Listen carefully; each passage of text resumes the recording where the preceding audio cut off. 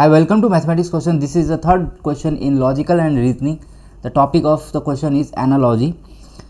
Question is, book is to author than what painting is to. Book is to author what painting is to. Options are color, brush, artist, canvas. Pause the video, try this, then we'll look at the right answers.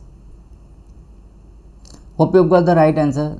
When book is to author, what painting is to. Book is to author, that means what the relation between book and author is. Book is written by author, right? Book is written by author. A human writes a book, that also you can understand that way.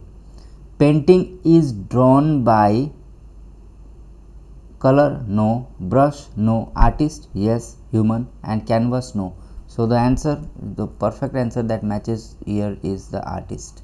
Painting is drawn by artist, same as the book is written by author. There are multiple similar type of questions we will be bringing you. Keep practicing, stay tuned. Please like, comment, share and subscribe the channel for more such content. Thank you so much.